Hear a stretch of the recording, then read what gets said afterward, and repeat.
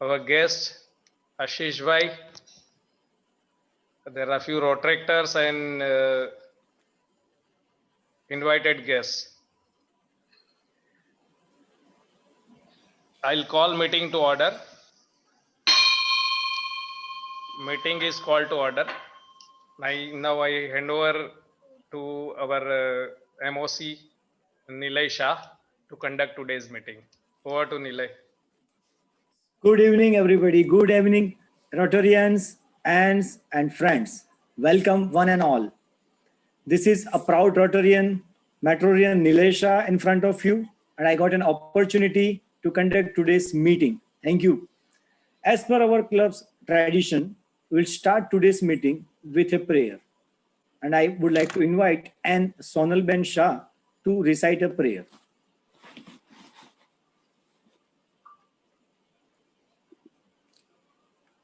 तुम आशा विश्वास हमारे, तुम धरती आकाश हमारे, तुम धरती आकाश हमारे रामा, तुम आशा विश्वास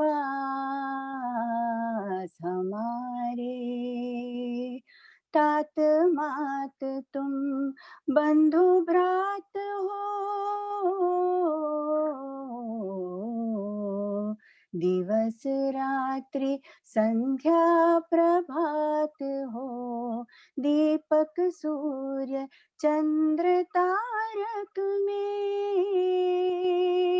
रामा, तुम ही ज्योति प्रकाश हमारे रामा, तुम आशा विश्वास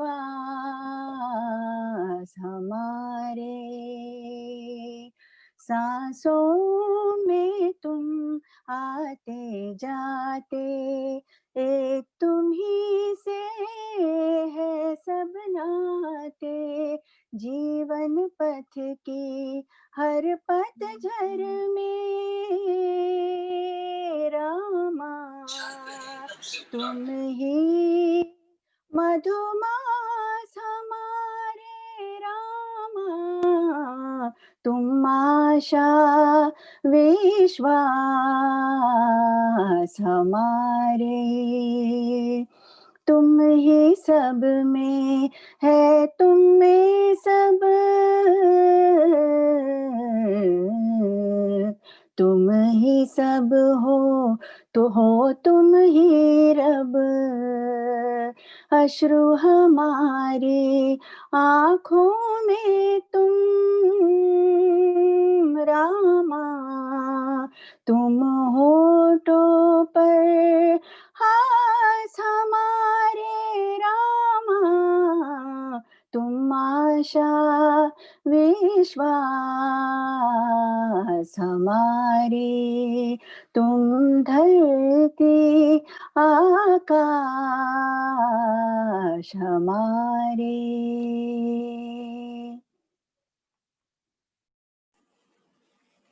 Thank you, Sonalben. Thank you. Thank you very much. You make the atmosphere divine. Thank you.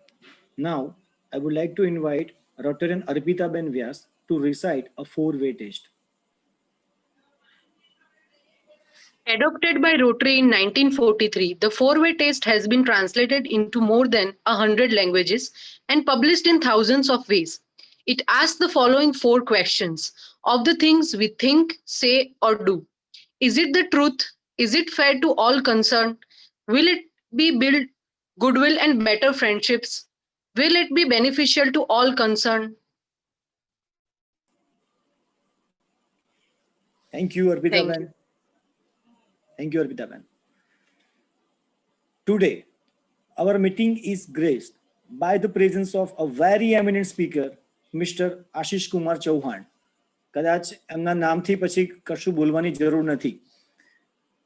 Now, I would like to invite Rotarian Dr. Hitesh Ramanuji to introduce us to our guest speaker for this evening.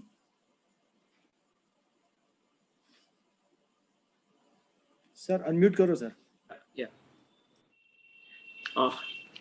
Can I audible? Good evening, everybody.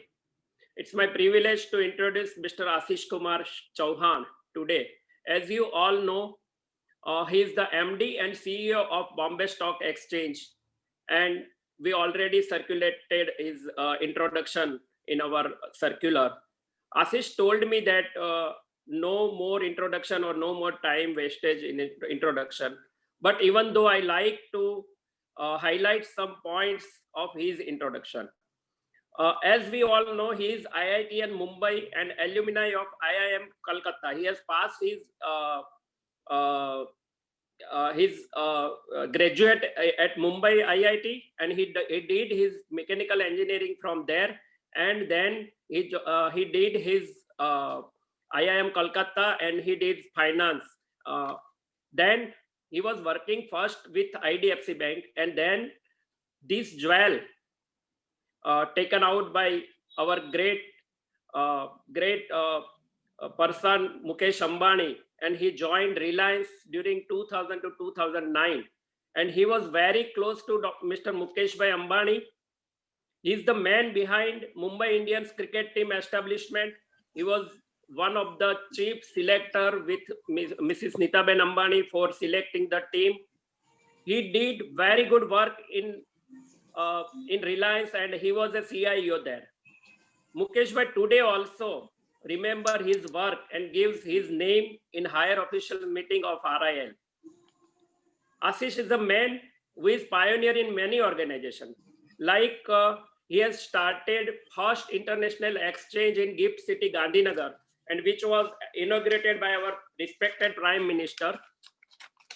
He was also pioneer in NSE on technology setup, and he was also charter member of Rotary Club of Nariman Point. As a person, I know him since 1984. He is very polite, sincere, down to earth person. He is very simple and spiritual guy. For friends, he is always available. We are proud of him, and we all should proud of him because he is Gujarati, and not only Gujarati, but he is from Ahmedabad. He was studying with me in 11th and 12th standards in Diwan Ballubhai School, Paladi in 1984-85. So he's a big man, he's a stalwart from Gujarat, and he's a stalwart of India. He teaches to students in London and many countries, and in USA also. He has one son. He's studying in first year in USA, and his wife is also doctor. She is radiologist in Mumbai, and she is working with Tata Memorial Hospital. So let us welcome and get knowledge from stalwart in finance, our own Mr. Ashish Kumar Chauhan. Thank you. Thank you, Hitesh Bhai. Thank you, sir. So without wasting much of time, I would now request our guest speaker, Shri Ashish Kumar Chauhan, to enlighten us on the topic, India and the world during and post-COVID. Sir, over to you, sir. Thank you. Thank you, everyone, for inviting me. It's a pleasure and honor to be in front of you today. It's a topic which is in everyone's mind. Many of us are feeling pressured emotionally, physically, mentally, commercially about what is this COVID and how it is going to affect us. Today, of course, it's affecting us very badly, most of us, and how it's going to change the world going forward. And that is where basically many thinkers are thinking. Most of us have a very narrow perspective in our life, that what will happen to me, my family, my friends, my society, my city. But this is a different kind of a framework, different kind of a situation. This has not been seen in last 100 years. A similar situation came up in 1917, 1918. And so almost 5 generations, each generation I call 20 years, when a person becomes adult and a new person is born. In 100 years, we had 5 generations. So 5 generations have not seen this kind of pandemic, which is immense. And at the same time, despite all the issues we face, all of us, the entire world keeps on fighting all the time, which it used to do earlier also. But because of the information now, we get to, I am audible, right? I don't have to speak louder. Oh, we are, yeah. Okay. So basically, despite what we think today, it's basically we have a lot of media overflow. We have a lot of information that comes that also makes us a lot of agitated.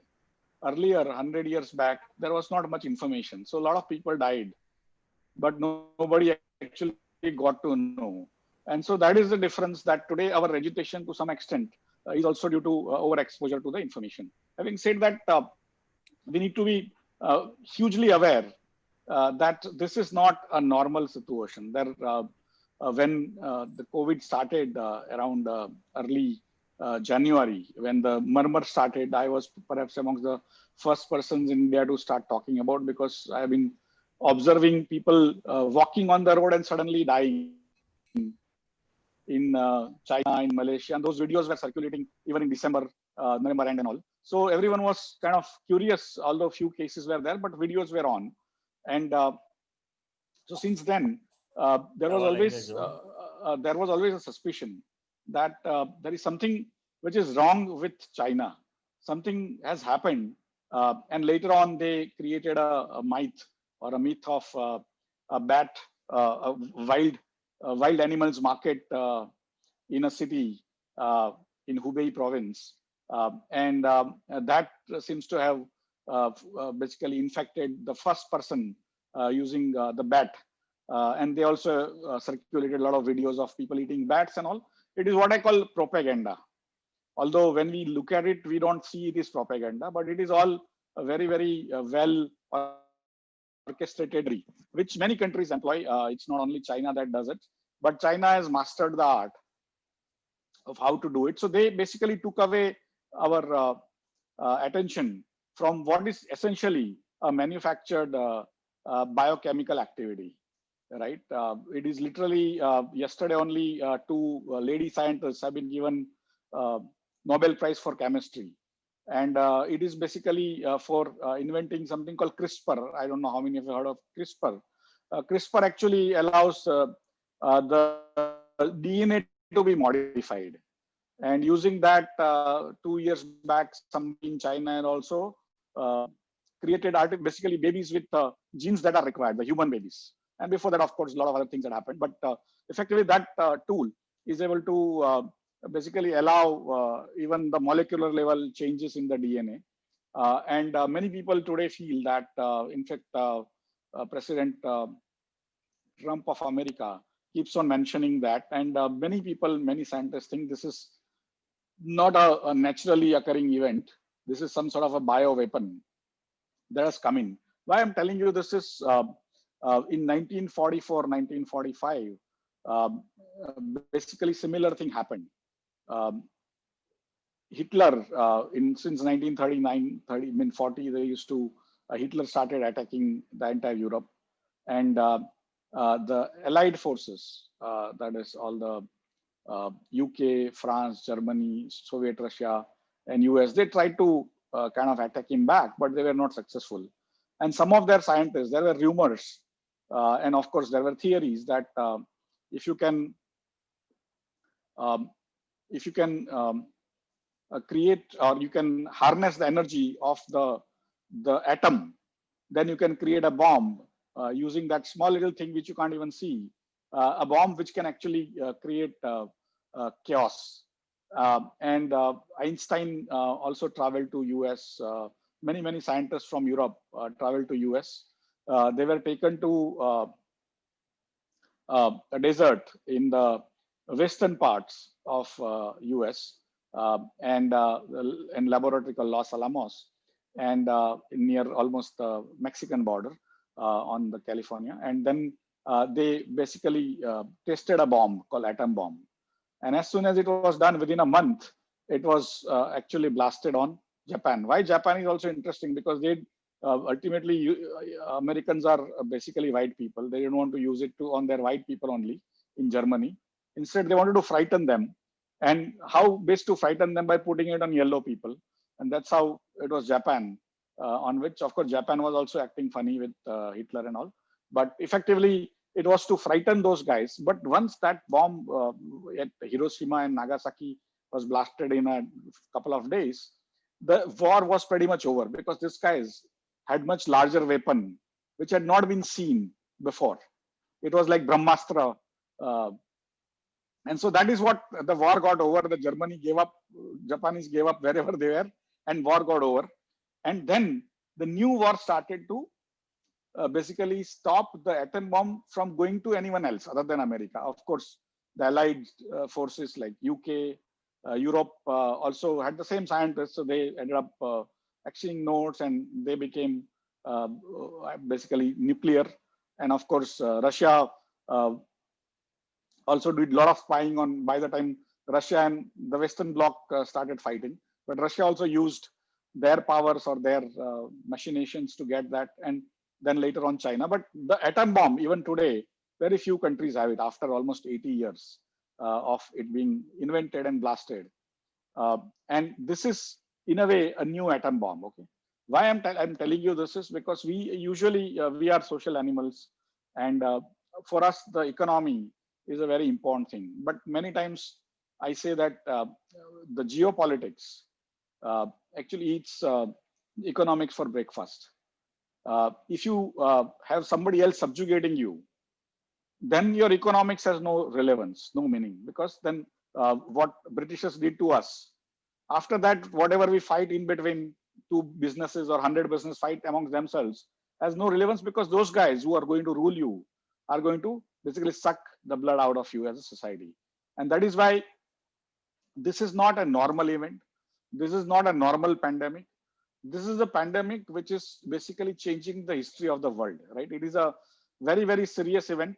Although each of us are suffering in our own ways, and many of us might have lost our friends, relatives, and all. But it is basically something to do with the way the humankind is going to work with each other or work against each other going forward, right? And as much as the atom bomb was important, the next 50 years of science will be basically fought on the tiny scale of electron microscope in biology and chemistry. And that is where basically we need to be aware that this is the way it has happened. I'll just give you a few bits and understanding of how India handled it, where we are today, and where the world is going. Currently, we have around 67 to 70 lakh people who are officially infected. The numbers could be much more, but I mean, it's not that we are only faking.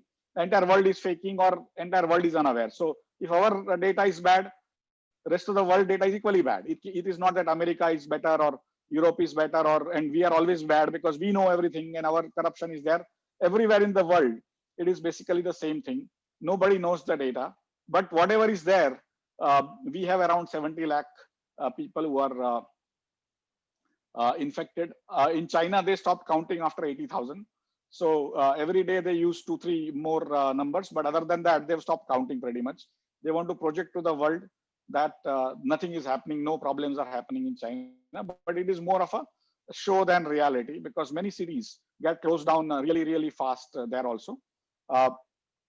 And as and when it started coming up around, the news started coming up around January, but nobody was willing to believe that this is going to be so infectious.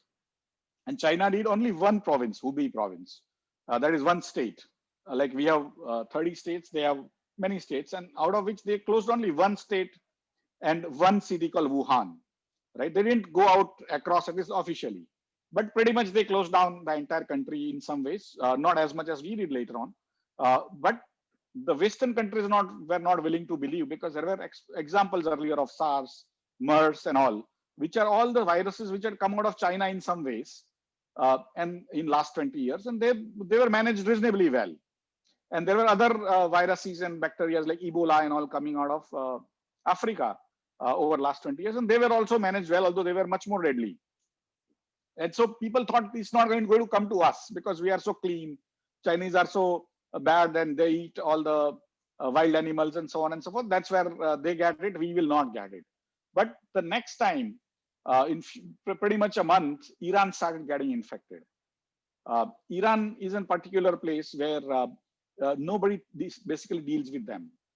It is an international pariah because of the way the oil politics works, and also the way they fight with US and other things. So many people are not allowed to deal with us. I mean, deal with Iran. India used to deal with them in past, but in the new dispensation, we have also stopped dealing with them. In the meantime, the China got over last 10, 15 years, China has got huge inroads into Iran. And there are direct flights between smaller cities in China and smaller cities of Iran. And so that's how the disease spread in Iran. And also this is spread in Italy. Italy also is the Western European nation, but it's in terminal decline. People are old, and many of their design businesses, all the Armanis and all those, you hear that the shoe businesses and the cloth designs and all are now actually owned back end by the Chinese. And so Italy is also hugely connected to China. And so China, basically Italy and Iran started having those disease, and people go to Iran, I mean, to Italy for travel and all. And that's how they started getting infected from Italy into Western Europe and US and all. And some of that started coming via Dubai and Iran into India. And that's how we started getting a larger number of cases in March. Of course, on March 23rd, Prime Minister announced a lockdown for 70 days. But before that, he allowed 1 day of Janta curfew, right? So it was almost known that something is going to happen drastically. And that time, the people, the experts, especially Indians, we don't take as experts. Many of you might be experts in your own area. But if a person comes from America or Europe, we consider them as experts because they speak good English, they look white, and we always have that feeling that those guys are experts. So people from America start descending on Indian television in such situations, including Indian origin people who teach there in those universities. Nobody listens to them, even their students bunk their classes. But here in television, we listen to them very intently and we think they are our gods, you know. And so those gods came to our Indian television and said that in next 6 months' time, India will have tens of crores of infections and crores will die. That was in March. If you have the access to the television coverage those days, you will figure out there are many such people came in. And now you know that tens of crores or 20 crore people have not been infected, 70 lakh have been infected, and 1 lakh people have died. So effectively, and the rest of the world also has 3 crore people infected, 10, 12 lakh people have died. So compared to what happened in 1917, where literally it is said that more than 10, 15% of India's population died. Although it has not been documented well, we don't have the stories. We have stories of Chappanyo Dukal, you know, Chappanyo. It was basically during the World War II where the Britishers sucked all the food out of India for their forces. But effectively, we have those stories. We don't have the stories of pandemic, although there are some stories, some novels which specify that. But even America had a large number, almost 5-6% of people dying those days. That type of death is not there. That type of infection is not there. More importantly, 70 days of a lockdown, complete lockdown. Nobody else did. Europe didn't do it. America didn't do it. China didn't do it. Nobody else did. We did 70 days. And that allowed us the time. We were very worried. I mean, I was worried on many counts. One of them was food riots.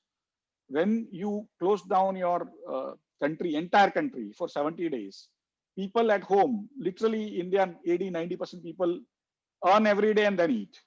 They don't have the savings to, like us, especially middle class and rich people, to sort of sustain for long.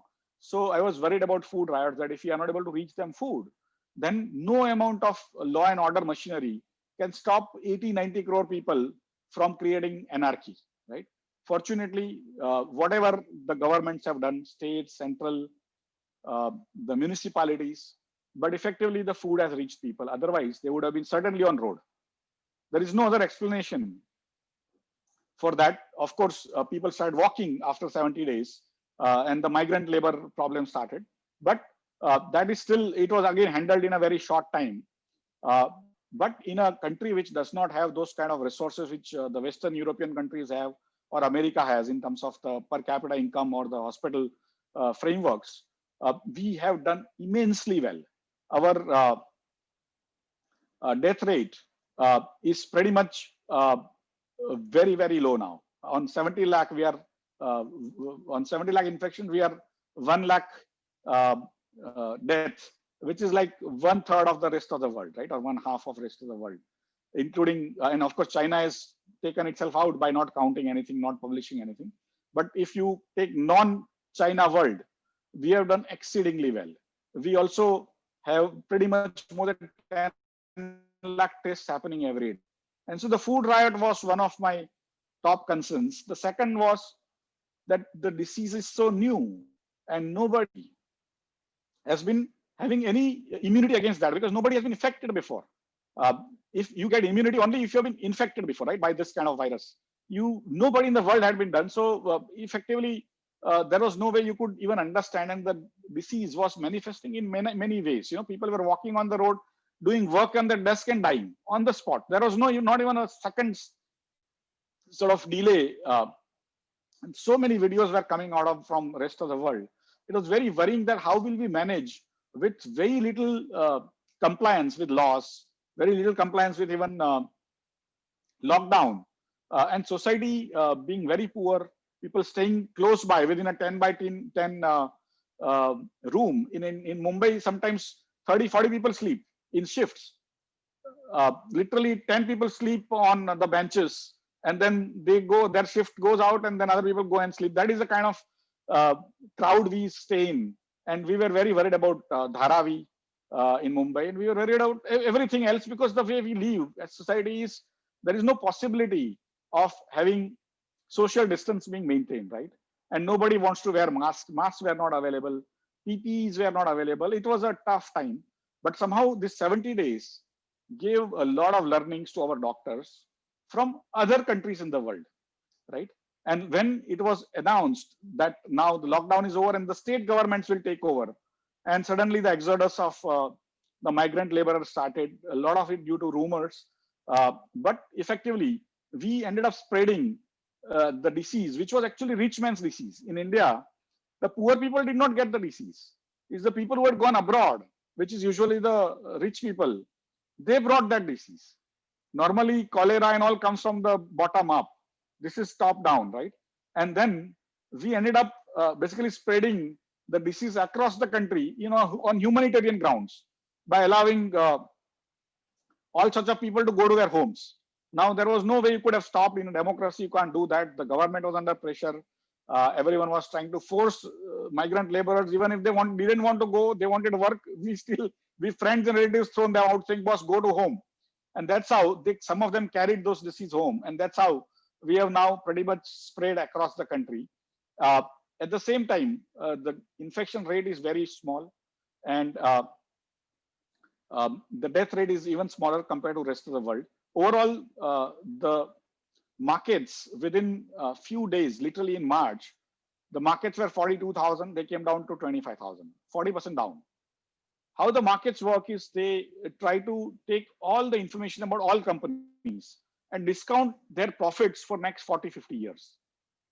And so when this thing, which was never heard of, we call it Black Swan event, this Kala Hans, जो हंस होता है सफेद होता है, but काला हंस कभी सोचा ही नहीं है किसी ने. So this is called Black Swan.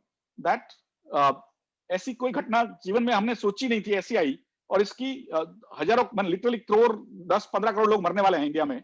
तो जो प्रॉफिटेबिलिटी कम हो जाएगी और अगले 30-40 साल तक कम होगी, तो इसकी वजह से basically the stock market came down. But not only in India, it was the worry everywhere. The rest of the world also came down.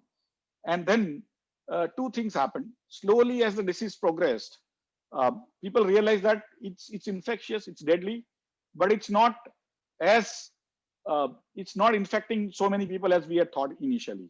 All our experts had thought initially and told us. So slowly, markets started going up, and as a reaction, the governments across the world started pumping in a lot of liquidity. Governments in the world after World War II have basically taken upon themselves to print money. Today, money printing is actually out of thin air. There is nothing behind that. But it's the government's force which actually allows the government to print money. Using that, in the financial crisis of 2008-9, the governments had put in almost $4 to $5 trillion extra to save the world economy. In the first 3 months of the COVID pandemic, the governments of the world put in almost $12 trillion, almost 4 or 5 times more money than they had put in even the great financial crisis. The unemployment rate in America had gone up by 25%. Literally, it was worse than the Great Depression, they call it, in 1929. And so it was, they just kept on pumping money. Japan pumped in money. China is always used to pumping money. Europe pumped in money. India also pumped in money. Indian Reserve Bank pumped in almost 5% of the GDP as additional liquidity in the economy over last so many months. Effectively, the world was awash in liquidity, and that liquidity of money ended up chasing the assets which were easy to trade, and that is where basically they again ended up chasing the stocks which were basically going to profit out of this. And those are the IT companies, the Amazons of the world, Infosys and TCS and Wipro and Reliance Jio and all those things, right? And that explains why Mukesh Bhai has been able to raise so much money vis-a-vis anyone else, is because they are into new economy, which is being used more than what they were being used before. So effectively, why the stock market came down is because that was a worry that next 30, 40 years, the profits will come down of most companies. And then the market started going up because the disease is not so bad.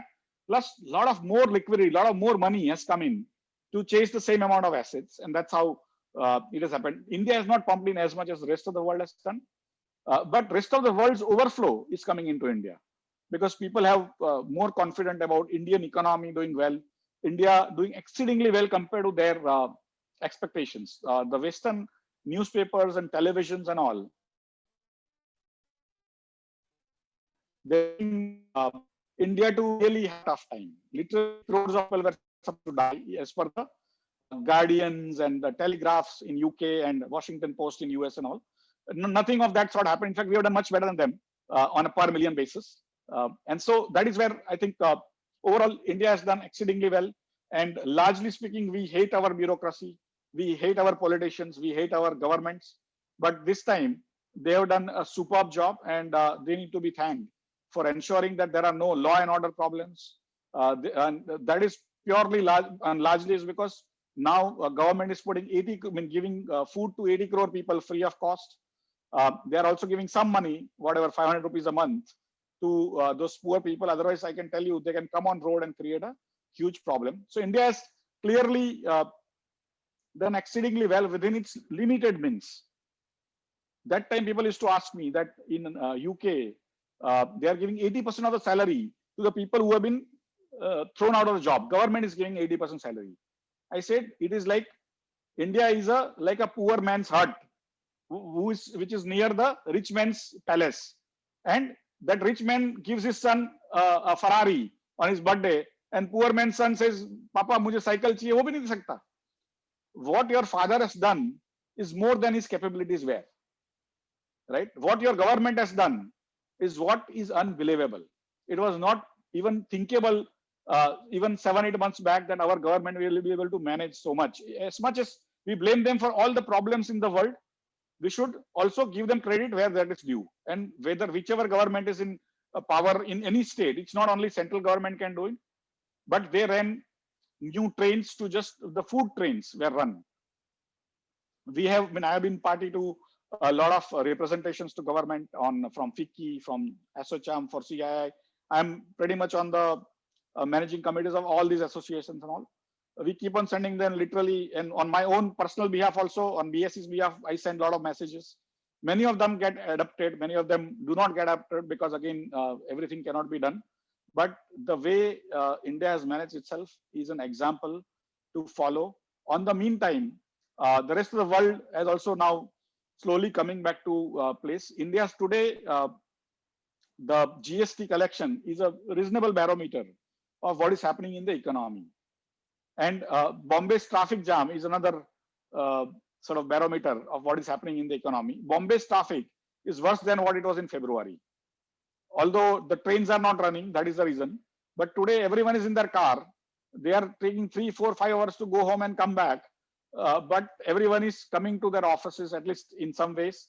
Economic activities are up. 95,000 crore was last month's GST collection, which is around 10% lower than the highest we have witnessed. So there is a bit of a issue, but it's not as much as we thought it would be. 3 months of lockdown, basically we pretty much stopped the entire economic activity. And that is what we saw, 23% decline in GDP. But slowly it is coming back. We have a young population, new technology is going to make a lot of wealth over the next 30, 40, 50 years. Our people are into that kind of areas, which is new technology and all. It's going to be an interesting framework. But the larger thing to see is the geopolitics, how the new alignments in the world are happening. When we became independent by hook or crook, due to our foolishness, due to our past experiences, we went in the hands of communism. Our friends were poor and we were sharing poverty with them. 70 years it went on. We were on the wrong side of history. Today, due to China opening their cards so early, fighting with everyone, behaving so irresponsibly in spreading the virus, creating the virus, and also taking pretty much problem with 20 nations on the border side, not only us. We think we are alone. No, they have fight with every country which has a border with them. And they also have a fight with US. Europe is also now looking at them very seriously on all the counts.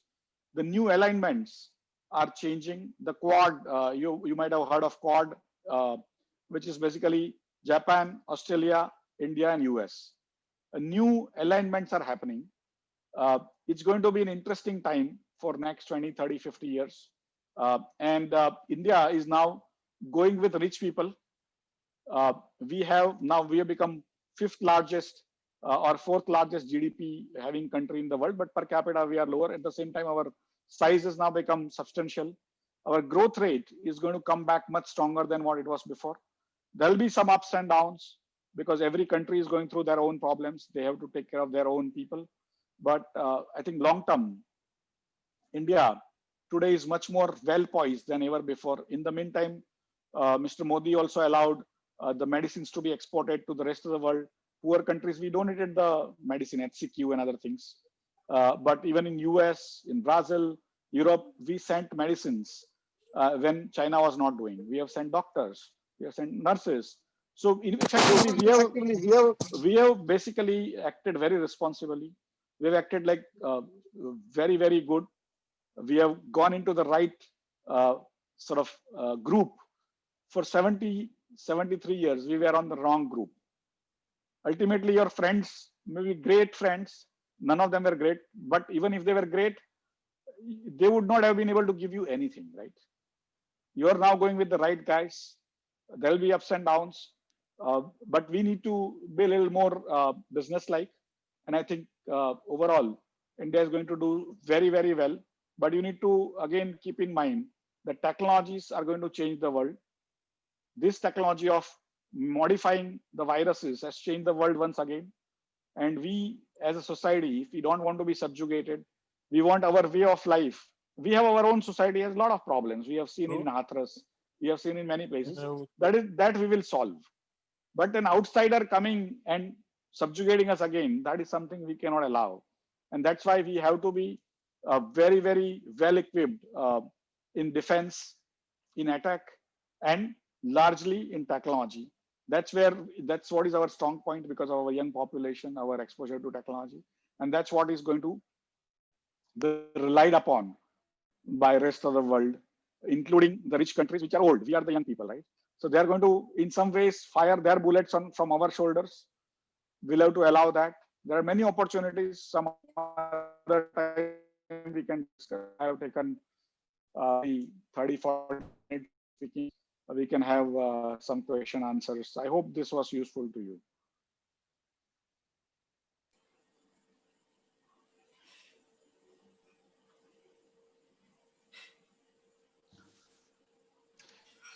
I think we have lost him. Yes. Is it open for a question? Hello, can you hear me? Yes, Ashish. Yeah. Okay. Yeah. So now, if you have any questions and all, probably whatever time I am free just now, so we can go on for long. But depending on the times you have, we can move. You know? May I, sir, ask a question? Yes, please. Yes, please. Yeah, I am Rotarian Atul Parikh speaking, and very enthralling sessions, very informative, a very enlightening session. Question is, of course, tomorrow we have RBI monetary policy again. Recently, we find that the real rate of interest in the bank deposits have gone down. As a result, the pensioners, the middle class have a hard hit. Inflation is 5.5%, 6% versus the rate of interest is 5.5%, 5% in a fixed deposits. And that is a negative rate of return. So the middle class people are hard hit. Another issue is the due to COVID, I think there is a huge unorganized sector unemployment that's running into crores. Okay. How do you see these two problems in the economy can be resolved? How do you see the future of it? Thank you. So basically, the way I look at it is currently all governments are trying to figure out how to create investments and how to create consumption. Both have pretty much stopped because people are worried about their future. People have sort of, when they running out of their savings, they spend very stingily. And that's the problem with the entire world. And how do you create a situation where people are forced to create investment? If you look back again, last 73 years post independence, almost out of 73 years, probably 65 to 68 years, India had real negative interest rates. That is, interest rates minus inflation was negative on consumer basis. All over the world, that is the case. Negative inflation, negative interest rate or real interest rate actually creates the framework for investments, because you are the wealth which you have today, even with interest, is actually going down every year. And that's why you try to invest. And so if you don't invest, somebody else will borrow and invest, and he will just eat out of inflation, nothing else, right? So that's how the entire world, all the monetary policies are designed. And they try to maintain a balance between the inflation. Inflation shouldn't go up too much. In the recent times, the parliament had basically started telling RBI to target inflation, which was not the case even 5 years back. The Monetary Policy Committee has been set up only 4 years back or 3 years back in Urjit Patel's time, which is probably 2.5 years. And before that, inflation was not targeted. Inflation targeting is a new phenomenon in India. It has been tried elsewhere with a reasonable success, but it ends up creating many other asset class bubbles, the stock market bubbles, the housing market bubbles and all. And so monetary policy committee is not a panacea. But every time we see that we are in problem because we are not doing what the Western world is doing, we copy them. And that's what the monetary policy committee is. It's a new way to create additional problems in some other parts of the economy, because the economy is not only about inflation. It's about many things, as you rightly said, jobs, about sort of investments, about consumption, about many things. And so just having the entire policy, entire economy working on one single number, which is absolutely difficult to manage, because India is not alone. We are not secluded. We are not isolated. A lot of influence from America, Europe, China, everything is coming. So if America is pumping their money, no amount of sort of monetary tightening or increase in interest rates will reduce the inflation. The inflation are usually of two types, what they call supply side or demand side. The supply side is where you are not able to produce more, while the demand side is that the demand increases manifold. And usually the food demand doesn't go up much, except in a way the shortage comes up with supply side shocks in a case of rains not being there and all. So effectively today the food price inflation is very much tackled, except in pockets. And with the monsoon being good, the food prices are not going to be hugely affected. The rents are actually down substantially. I don't know how many of you are into real estate rent part of it, not in the real estate building side, construction side, but the prices of Houses across India is down 20-30% easily in last 6 months from already subdued prices. It is already down 20-30% in Mumbai at least, and I've heard pretty much across the board the prices are down, but rents have gone down even further. Nobody wants new offices. People are vacating their premises where they are staying in houses because they are not earning, and so there is already a what I call deflationary trends already happening. And so the government, the RBI, all of them are trying to now put in a lot of money, which means the interest rates will continue to remain down for some time. There was a blip at around 6.5% last month, and that's why the RBI stopped the cutting of interest rates. But eventually, one of our larger issues, since I have been in finance for the last 30 years, one of our largest issues in monetary policy was our inability to transmit the monetary policy into the field. So if the interest rates reduces interest rates, the bank would not reduce the interest rates for last 30 years. And when RBI increased the interest rates, banks would suddenly increase the interest rates for the borrowers, not for the depositors. And that the government over the last 6 years has tried tremendously to ensure that the transmission is instant and immediate. And that's why you see when they reduce the interest rates for deposits go down, for the borrowers it goes down. And so the transmission has happened suddenly very fast on both sides because of automation, government policies and other things. But it's a conundrum on job creation, the largest issue which India will face over the next 30-40 years because of young population. It will require to create literally 12 to 15 million, that is 1.5 crore new jobs every year for next 20-30 years, right? And we are actually losing jobs because of COVID, but earlier also we were not creating as many jobs as what was required. And that's where basically we need to create policies. We need to actually remove policies and remove laws. We have literally a maze of laws, almost 60,000 compliances are required. Recently, I sent a presentation up saying these are the types of laws and these are in different areas in labor, in production. We have 60,000 laws to comply with in India. And if you walk on the footpath, you are committing a crime. If you walk on the road, you are committing a crime. So effectively, you keep on bribing everywhere. It is a very difficult place to work in, to do business in. And we need to ensure that many of us want subsidies. Many of us want Indian market for ourselves by having larger import duties and all. But that would be actually going back to 1950s and 1960s of protectionism, an inward-looking framework. We need to go out, win the world. And for that, if investment is required, the world is willing to do investments in India. We need to welcome them. We need to ensure the businesses are able to expand and export rather than stopping them at customs on while importing, stopping them at customs while exporting, and so on and so forth. That is true. What we need is basically what I call reforms in judiciary, where 30 years, 40 years it takes to come out with a judgment.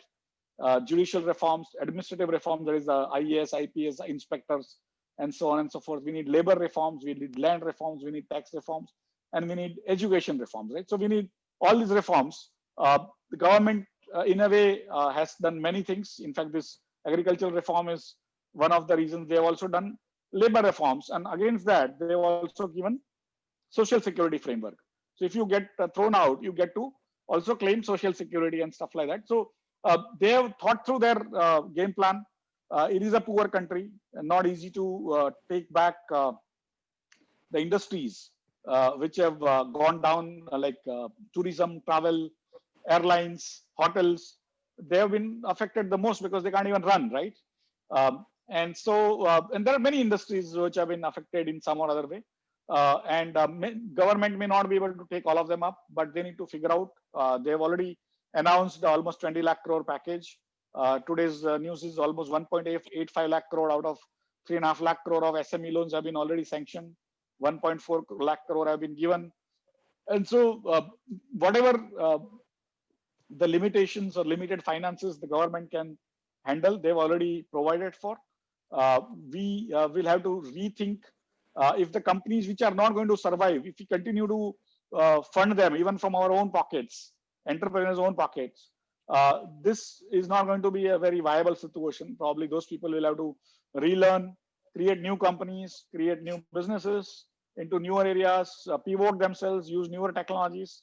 And because the Indian population is young, they are going to buy new things as and when this thing sort out. But it's going to be tough 2-3 years for the world and tough 2-3 years for India. And if we work hard, ensure the social fabric does not go down by ensuring poor people don't come on road and start rioting.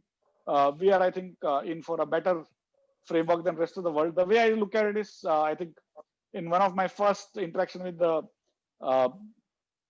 political players immediately in April first week, after all these things came, I said, the Western countries came down from 100 to 60, and we came down from 60 to 40. So now we have a time to start running, and from 40 to 70, 80 we should go. And they will not be able to probably go from 60 to 70, 80 because they are old. So it's for us to run and not worry too much about what happened to me, and instead look at the future and run hard.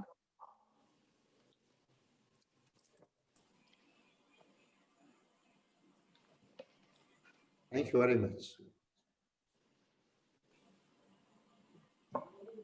Sir, I do have a small question, Ashish sir, Please. if you allow me. Yes, please. Sir, generally, normally બધા કહેતા હોય છે કે market is the barometer of economy, right? Economy there are so many parameters જે તમે કીધા, GST collection, manufacturing PMI, petrol sales, railway freights, આ બધી જ વસ્તુ that has been increased from April level to September level. But at the same time, the technical data of the market is not convincible to investor. તો થોડુંક sir guidance તમારું એ બાબતમાં જોઈતું હતું. Basically, I am not an investor, nor I am allowed to invest, right? Because of the way the regulations are, right? And I don't invest. So all my money is in government bonds or fixed deposits, frankly. At the same time, the life has a different way of manifesting itself, right? So if you had asked in April, May, when the index was 25,000, 27,000, life was looking very bleak, right? And suddenly it is up 50%. At that time also the parameters were looking very bad, technical and everything, and still it went up, right? So for me, the way I look at it is the geopolitics is slowly moving in India's favor, right? And so when those things happen, they come like tsunami. We are basically playing what I call a very small game in India. But when those large players come, large countries start buying from you, then the businesses which are ready and willing to move fast, those businesses are going to do immensely well, right? And so you will have to identify, it's not a time to punt on the market. It's a time to basically figure out the winners in the newer situations and then see the value. Because a Mercedes at 20 crore is not a good buy, right? And a Maruti at 1 lakh rupees is a good buy, right? Maruti car, not Maruti stock. And so where there is upside, you need to buy, not because it looks very fancy or it looks very hot. Other people are buying, so I have to buy. It is your money and you are trying to increase it, not just, it's not a fancy thing that television.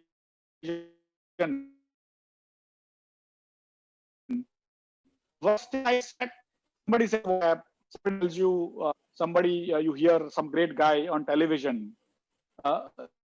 This is looking good, that is looking good. If it is going to go up, why would he tell me? He will buy first, na? Yes. Why will you? So don't be fooled by, see, take this as entertainment. All this CNBC, all this, whatever comes, and don't take that seriously, I'm telling you. All this technical, fundamental, you have to do it yourself. You have to be convinced it's your money. It is not his money. He is trying to do it for his money, right?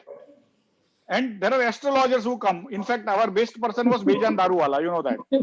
He was in Ahmedabad and he used to predict the entire world. He also said that by May end, the COVID will go away. He actually expired before that. The guy who couldn't predict himself was predicting the entire world and we were all believing. If you look at all the daily astronomy and astrology thing comes, that Mesh Rasi, આજે પ્રવાસ થશે. તો 12મા ભાગના માણસો વર્લ્ડમાં પ્રવાસ barrier લઈને નીકળી જાય છે? નથી નીકળી જતા. પણ આપણે માનીએ છીએ કે મારા માટે જ છે. અને ઘણી વાર તો એવું હોય છે કે પેલો જ્યોતિષ બચારો લખી નથી શકતો, તો એ જૂનું ફેક્સ કરે છે, પેલા લોકો પ્રિન્ટ કરી દે છે. ઘણી વાર ફેક્સ બી નથી ચાલતો તો જૂનું કાઢીને ન્યૂઝપેપર વાળા એમાં પ્રિન્ટ કરી દે છે. Don't believe in all this stuff, boss. If the company is going to make profit as per your understanding about its past behavior, about its current business, how the world is going to move, and if you think it is going to make money, and although the price has not gone up beyond that, then only you should buy. Otherwise, take this as entertainment. I mean, like IPL, Mumbai Indians I started, doesn't mean I bet on Dream 11. I have never betted in life. I look at it as entertainment, boss. I still get tense when my team is, when Mumbai Indian is losing or something, or somebody, I will actually call them up saying कि क्या कर रहे हो आज, इसको नहीं खिलाना चाहिए था, type of thing, and basically they also don't give me back saying कि बस अभी तो निकल के 10 साल हो गया, क्यों बात कर रहे हो? But they are also nice boys, why I'm telling you this is, take it as entertainment. It is not for you and me to trade. Sir एक प्रश्न है. Trading, many of us think that buying in the morning and selling in the afternoon is investment. It is not, right? If you want to be there for 3-5 years, select a company, watch it every day, move out in case it's going bad, but don't trade every day, boss. Don't get into derivatives.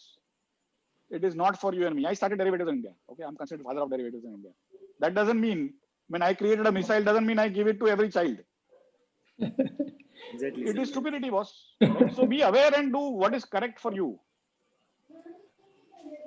Now, somebody wanted to ask a question. Sir મારે એક પ્રશ્ન છે.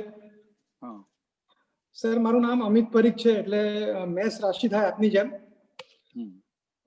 અમારી club youth empowerment માટે ઘણા બધા કામ કરે છે.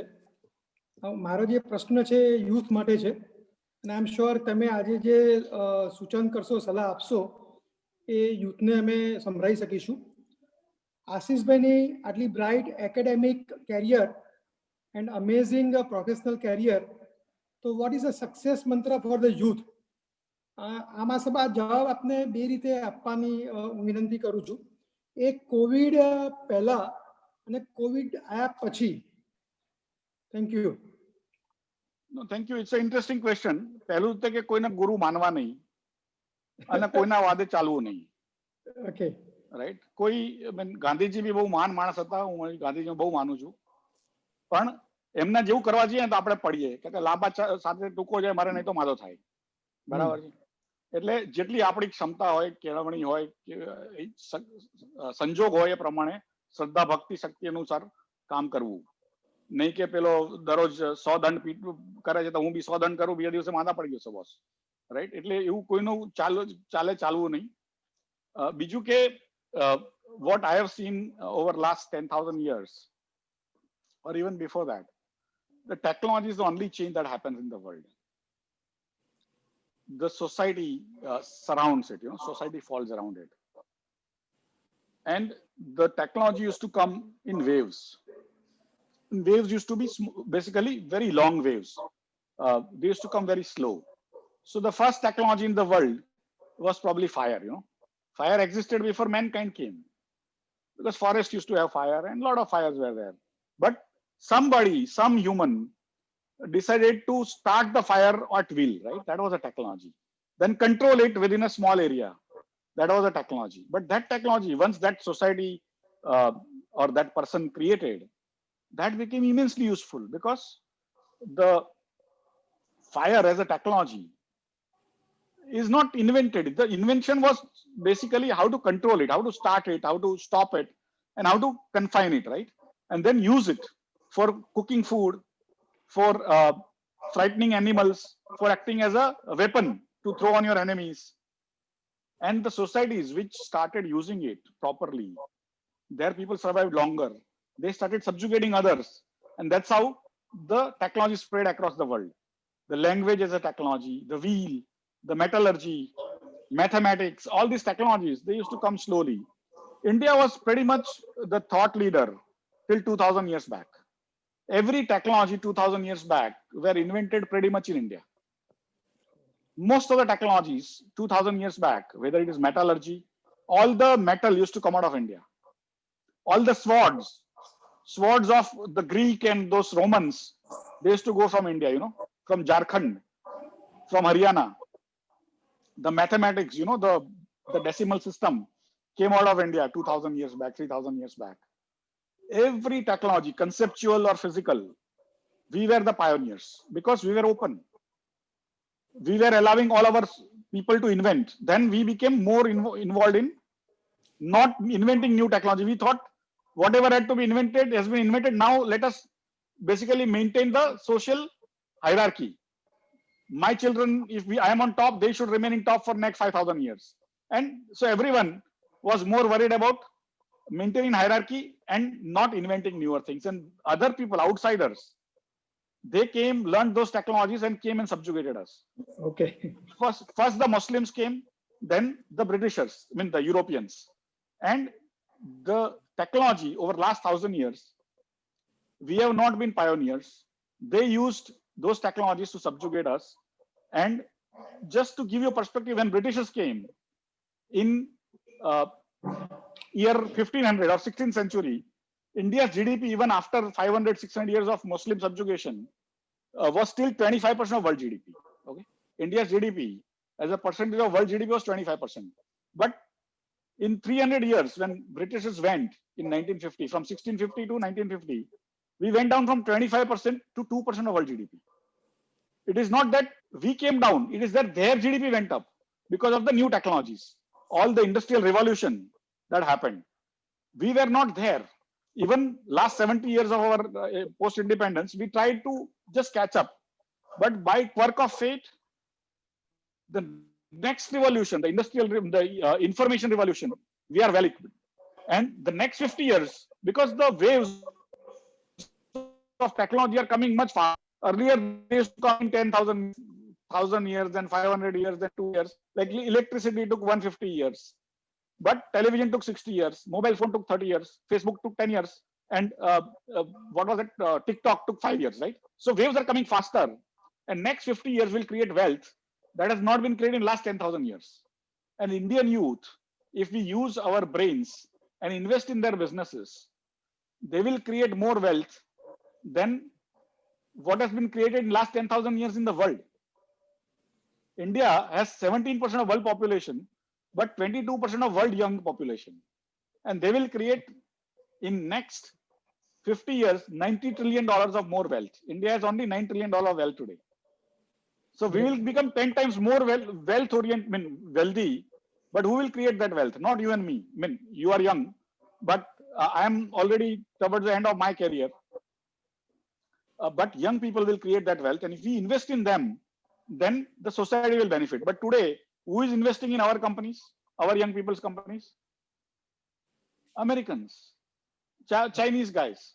We are wanting profitable companies, right? We are not investing in our guy. Even if you want 5 lakh, we will not invest. But in large company in BSc, you will invest 1 crore.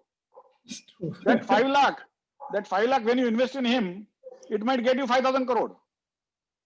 When Facebook was started at 100,000, one Indian origin professor invested. He is now a billionaire. Even Google, one of the investors was Indian professor of those guys. They have become billionaires. Why I'm telling you this is, it is up to us, old people, to learn and tell young people कि बस तुम्हारे business में मैं invest करता हूँ. मेरे दोस्तों से मैं 10 लाख नहीं डाल सकता हूँ, चलो 10,000 तो डालूंगा. मेरे 10 लोगों को खड़ा करता हूँ, तुमको पैसा दिलवाता हूँ. तुम धंधा करो, we will support you, we will get you the contacts, we will tell you how to do this, but you run this. And that is how I would say India will create great wealth. Whether we will share that wealth or not, I don't know. If Americans keep on investing, they will take away again that same wealth, right? So don't be an economic colony in future. Invest in your young people. Thank you, sir. Thank you for a nice answer. And sir, मैं अपने LinkedIn में request मोकली है, by the way, please accept that. Amit Parikh. जरूर sir, जरूर. अब मारो turn बाकी है. Please. GC Dhurupesh Shah, chartered accountant. And by the way, of course, Bombay Stock Exchange is very prominent, having a legacy of 125 years and also Asia's oldest stock exchange. But after establishment of NSE, why BSE is losing its market share and NSE day by day is gaining the market share and gap is widening, or there is a huge gap? See, sometimes what happens is the circumstances make you what it is. I set up NSE, okay, in 1993 onwards, and I ran it till 2000. Whatever you see as NSE was created by me, including the building, all technologies, all markets, equities, derivatives, everything, okay. And then 10 years I was in Reliance, and then last 10 years I'm here. It was, BSE was a club of people, right? It had its own sort of time for 135 years. But when the new technology came, they didn't adapt well. When the new instruments came, they didn't adapt well. And they were a different type of organization. They were a club. They were association of person, right? When the corporate came, NSE was a corporate. They could take decisions. They didn't have to take votes and all. They didn't have treasurer. They didn't have president, vice president. They had a CEO. He will make mistake. He will repair it and go back. Whereas in an elected situation, you can't make mistake only. So you don't take risk also. It's very similar to China and India. What I call NSE is China of India and BSE is India of India, right? And you can see the difference in way they behave. But slowly, yeah, I mean, from 94, NSE started. By the time it was 2000, BSE had, I mean, all other exchanges actually closed down. Today, out of all, there were 22 exchanges before NSE came. Only one is remaining, which is BSE. And what happens is, today what we consider market may not be the market. It's like saying India may be great in winning test matches. But today it's a 2020 life, right? So the way you need to look at it is whether anyone is creating something for the future or not. If somebody is having great riches today of the past, Baap Dada no paiso khata hoy, bow rich hoy, but will they go up? Probably not, unless they are lucky, right? Potani mehnat thi kare. So in some ways, what I had left in 2000 is still making NSE money, nothing else. They have not invested new, they have not created new products. What BSE has created is the GIFT City INX, right? India International Exchange. NSE is not interested, so they have some sort of a thukpatti work happening there. We have insurance distribution framework. You might not have heard of it, but today we sell pretty much 2,000 policies a month. We started during COVID. It's early days, but we are now automating the distribution of insurance. This month of September, which got over, we the mutual funds basically had around 2,000 to 3,000 crore of people taking money out, but we got 1,400 crore of money into the mutual funds. We are now almost 80–90% of the markets in mutual funds. Bond distribution, we have till now, from April 1 till now, in September 30th, we have distributed 7 lakh crore rupees of bonds. How much? 7 lakh crore rupees of bonds. But you say, but you are not trading. For me, an exchange is not only for trading. It is like when I was young, I used to think, Anjali Cinema you have seen, na? It is actually, it does not exist now. But there is a place called Anjali Cinema. I don't know whether you have seen that at Vasana Bhatta, Paldi, right? There used to be a cinema there. It was very close to my house. And I used to think that the movie theaters are for black marketing of tickets. Movie theaters are not for black marketing of tickets. They are for the watching of movies. But a child thinks that outside of all the black marketers are similarly, you think that stock market is only for trading. It is not. It is one of the functions. The main function is what I call asset price signaling. You need to have secondary market. You need to have tertiary market. But if that market is not able to raise funds, if that market is not interested in raising funds, taking funds from where it is invested, saved in the economy to where it is required for investment, that market is basically casino, right? And so we may get impressed by casinos, but those casinos may not be useful to the society. So society, many of the gamblers may not think, like I told my young friend, that take this as entertainment. As far as you take this as entertainment, the trading and all this large amount of trading, today, you know how much trading volume happens? Based of Harshad Mehta days, the total trading volume of India was 200 crores a day. Today, in a good day, India would trade 41 lakh crore rupees. India's GDP gets traded in 1 week. What is the point? Right? And so be aware that what you think is success may be actually a not that great a success. It is actually taking you in wrong direction. What I try to do is to ensure that the economic system, the marketplace system is useful to the society. That's why bond distribution, equity distribution. When IPOs come, BSE is now larger than NSE by miles. SMEs, BSE is now double that of NSE. Anytime you want to raise funds, you come to BSE. Anytime you want to punt, go to NSE. So be aware what you consider success may not be that great a success. Like a child, a 20-year-old son who studied well and doing a good job, getting 10,000 rupees month income. Another boy who is actually into drug dealing, or in Ahmedabad it is about daru ni feri karto hoy અને લાખ રૂપિયા કમાતો હોય તો બાપને લાખ રૂપિયા વાળો છોકરો ગમે ને કાલે જેલમાં જશે તો શું થશે, right? So be aware and be understanding of what is good for the society, what is not so good for the society. But if you are impressed only by money, then I can't help. Might as well you can consider BSE as a failure.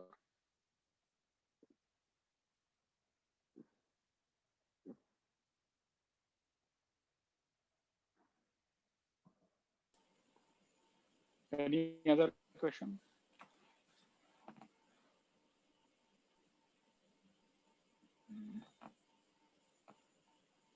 So if I can try it out, Ashish bhai, can I pose a question? Yes, First of all, thank you very much, Ashish bhai.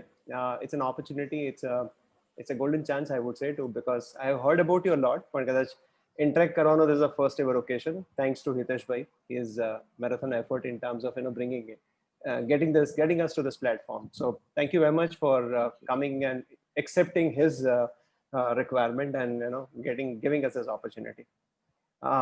I feel proud whenever I heard about you because of two reasons. One, Gujarati connection, that's fine. But more than that, I feel Ahmedabadi, that's a tag you carry. And normally people don't, take pride in saying Ahmedabadi because generally there is something else people do think about it. Ahmedabadi, they think about other characteristics. But I could, see that Ahmedabadi touch in you in terms of your accents. Whenever you speak Gujarati, Ahmedabadi connection dekha hai, and that's where I really feel proud that somebody from Ahmedabad, and that too from the school that I also come from, Hitesh bhai, Amit, myself, and there are other few friends who are also there on the line. We all actually somewhere connect to the same school. So I really feel proud about it. So these two things I wanted to mention. Sir, my question, or I would probably want to just, check your views on it. I see that you've given a very right perspective in terms of how COVID situation is really going to help India in the coming days. And I also believe that, yes, things are really going to go for better. I'm just trying to, that's my view, that possibly post-COVID, that's also, there's another thing which is happening in terms of, the other developments that our country is facing on a geopolitical border on China front. You mentioned China has opened a disturbance across the entire borders, and there are 20 countries got affected. But the most one is the India, and everybody knows about it. And today the world is also taking a reflection of it, that how China is behaving on Indian border. But I see that as an advantage. Is it happening that it is also coming at a time which probably is going to aid to India in terms of giving boost to its initiatives on, say, self-reliant India, Atmanirbhar Bharat, and creating a mindset among especially the youngsters, or probably the nationals, who would probably would want to ride on this in terms of the kind of a nationalism which has generated this particular border tension and created a sense of doing something or relying on or looking back to our own our own resources and creating our own resources and building a self-reliant India. So do you see this together, COVID and China situation, in a way aiding to India, coming and helping to India in the sense, probably emerging in a big way and probably seeing this as an advantage situation for India to go and ride on this duality post-COVID situation where India has handled it, tackled it very well, and giving a right message to world, and showing that India is capable enough to tackle such kind of pandemic with such a large population and a limited resource base. So it has given one strong message. At the same time, within the country, it has created a right sentiment through this, this tensions which has come in terms of, looking at inward rather than, looking at outward. So do you see these two things really working and going in tandem for India and creating a bigger opportunities for India in coming days? In a way, basically you have to make best out of the situation you have, right? And we may think that China is affecting us the maximum. No, it is not true. It is like saying, I have a problem and I have a pain in my leg. And I keep on blaming the God, saying, why did you give me pain in the leg? But when I go to the temple and I see the beggar with no legs, then I realize that, array, boss, my problem is nothing, right? Similarly, currently, there are situations happening on Taiwan border.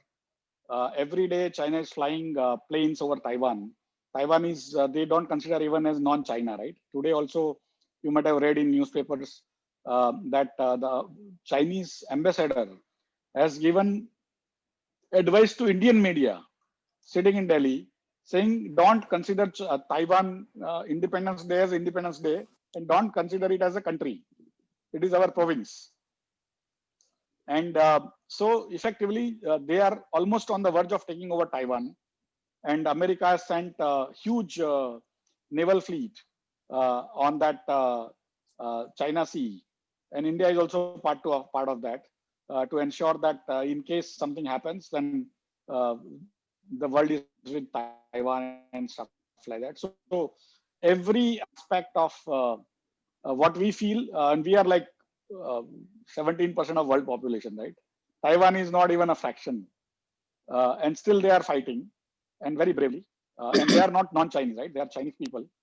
And so it's not true that we are the only people affected or we are maximum affected. We are actually not, right? Having said that, it is a tough period for us. And naturally, the nationalism and patriotism is a very essential feelings that every citizen should and must carry and give up all the other differences they have, especially when the nation is under such threats. And it's not only China, but it's also China, Pakistan.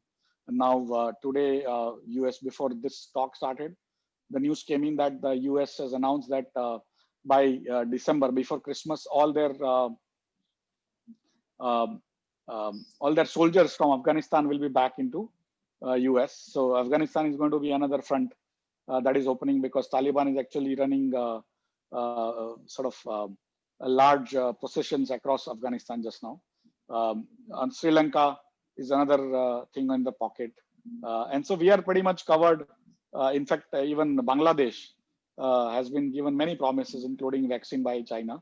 So we are, in a way, we'll have to fight our battle alone, and it will clearly help us become Atmanirbhar to some extent. But we cannot depend only on being Atmanirbhar, right? The first thing which the Prime Minister did was to go out to Russia, get Sukhoi, got Rafale from France expedited, got drones and new helicopters from America. Just now we are, and we also brought a lot of drones from Israel in last 6 months. Literally, we bought things worth almost $40 to $50 billion, or they are in the verge of being delivered or will be delivered over the next few months. And that for me is due to the contingency or exigencies of the threat that we are carrying. And we have to take everyone along with us. So it is not that we buy everything from Russia or buy everything from France or US. We have to buy from all the allies so that everyone is interested in us, right? It's a new way of doing business. And so be aware of the realities. Whatever is doable within India must be done. But we cannot be underprepared. We cannot be showing a bad foot. We have to put the best foot forward, whether it is in Ladakh or Arunachal or Sikkim or that matter, Bhutan also, right? And China is an ascending power. they are far richer than us, but then we may be poor, but everyone else who is threatened by China in different ways, like Japan, US, Australia, New Zealand, or even Gulf countries. Why do you think Saudi Arabia asked for $1 billion back immediately overnight from Pakistan? They feel similarly threatened by Turkey, which is part of China. I mean, in a China clique, Iran. And so the blocks are happening, whether you are watching or not. I'm just making you aware. So next time when you hear or read a news or watch this, you will start getting this connect in your mind that the Sunni Arab world is feeling hugely threatened, other than Turkey, which is a ambition to become the ruling power of Islamic world, or Khilafat, right? And Khalifa. And earlier, the Islamic world used to be run from Turkey only, Istanbul, for almost 1,000 years. And so they want to go back to that route. And that's why they are taking help from Malaysia, Iran, and Pakistan. And that is what is affecting the rest of the Sunni world in countries. And Europe is now looking at China being very responsible on many occasions. Of course, US and stuff like that. And so we will have to work with others. That's why I don't say Atmanirbhar as self-sufficiency. I look at Atmanirbhar as self-confidence, that we have to live in this world. We have to work with our friends, make something ourselves, buy from them. We have to give them something. And together, we will have to survive, right? And again, they will also move not exactly in tandem. We'll also have to take into account our own interests. Like yesterday, there was a UN resolution against China, which was not signed by India. But the UN resolution in favor of China was signed by Pakistan, Sri Lanka, everyone around us. All of them had signed in large number of countries, even in Africa. But we did not go against China because we think we don't want to take fights as of now on that count. Although China will keep on blocking us in UN and many fronts. But that is our constraints within which we need to live. So we need to be aware of our constraints. We need to be a little more mature and do whatever it takes to ensure that our borders don't get chipped away one after another in the long run. Of course, we have given up in 1963 and post that large portion of Ladakh, large portion of Pakistan occupied Kashmir. That will take a long time to even remedy the situation. But whatever we have, we can't afford to give back or give up those things. And so we will have to work harder. It is very costly to have that type of number of people at the border on that -14, just now. The summer is getting over, winter is starting. It's going to be -50 degrees there, right? At that heights. It is not easy to sustain on continual basis that kind of the troop buildup in Siachen Glacier and the rest of the borders with China and Pakistan. And so we will have to figure out a way. China having so much money, they might try to push through. We'll have to take help. We'll have to use newer technologies, use satellite, use drones, and use many unmanned activities to ensure that our borders are safe. But it's what I call not an easy times, but it's a time full of opportunities.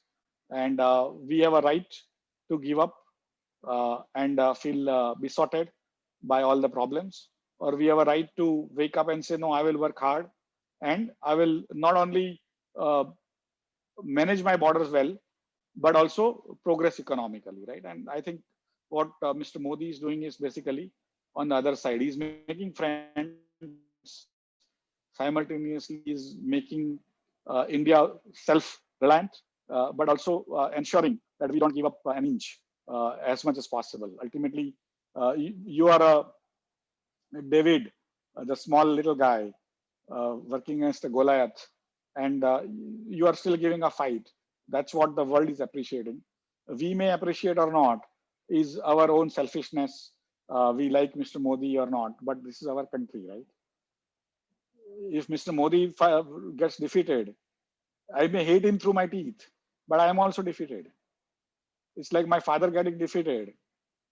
I am also defeated, right? So nobody in his right mind, even wrong mind, should ever wish that our country is going to give up an inch, right? And that is where, for me, it is an onus on us that whatever differences we have, politically, economically, caste, religion, anything, we have to keep aside and ensure that all of us work on ensuring India is safe and sound. Thank you. Thank you.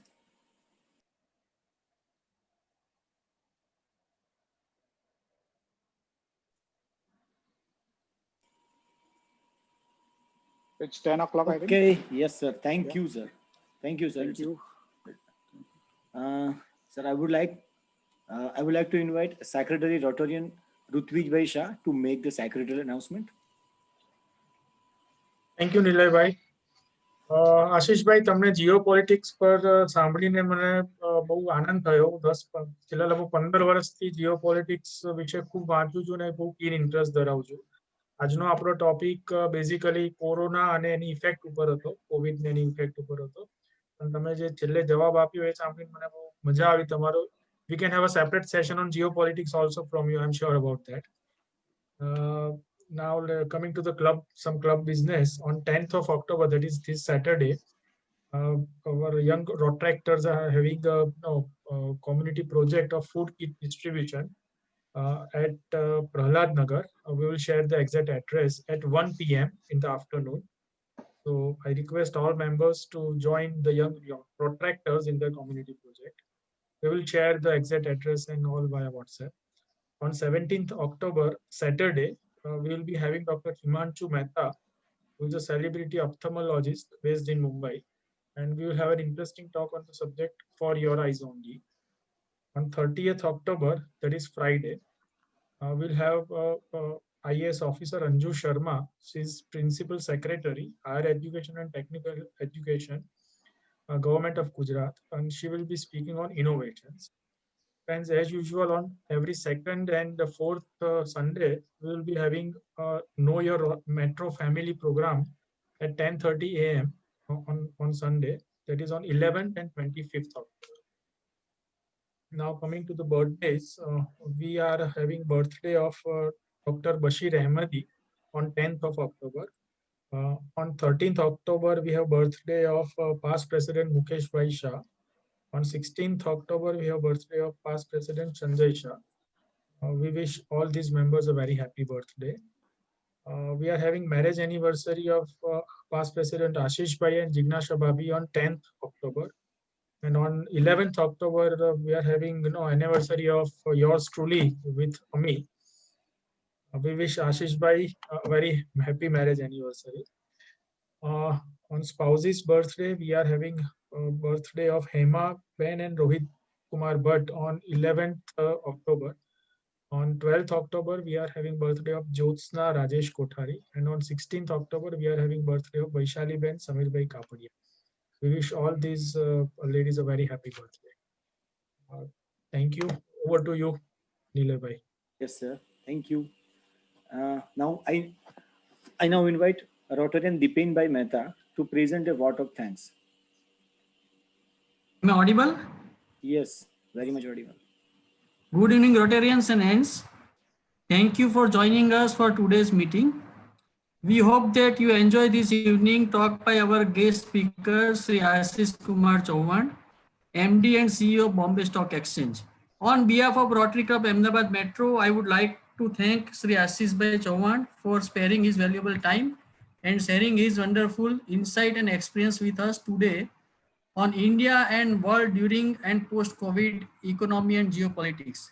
It was very interesting and surprising to listen about effect and spread of COVID and how countries behaved during first nuclear attack till recent COVID attack, and how it has affected our socio-economic culture and structure against other countries, how our economy affected, unemployment took high toll, and how everything bounced back due to efforts of government and people of India with limited resources and infrastructure.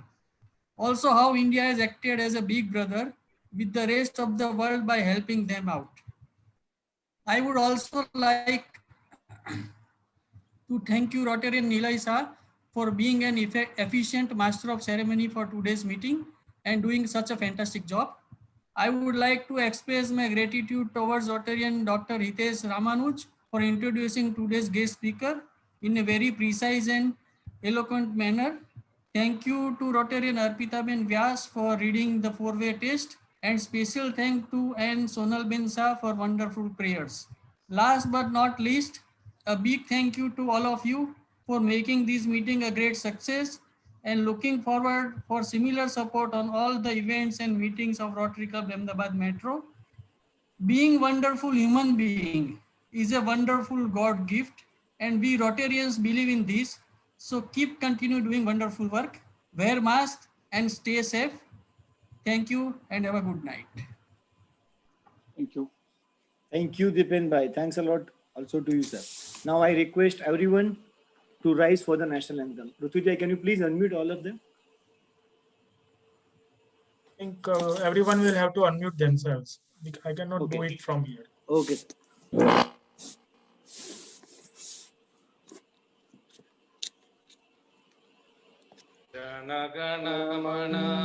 अधिनायक जय हे भारत भाग्य पंजाब सिंध गुजरात बंगाल विंध्य हिमाचल यमुना जलधि तरंगा शुभ नामे जागे तव शुभ आशीष मांगे गाए जय गाथा जन गण मंगलदायक जय हे भारत भाग्य विधाता जय हे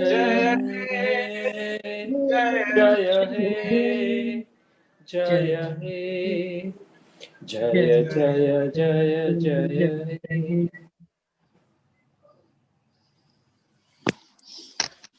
भारत माता की जय. Jai. I request the president to adjourn the meeting, sir.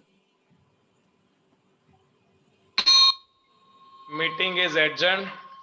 You can still remain present in the Zoom room for fellowship.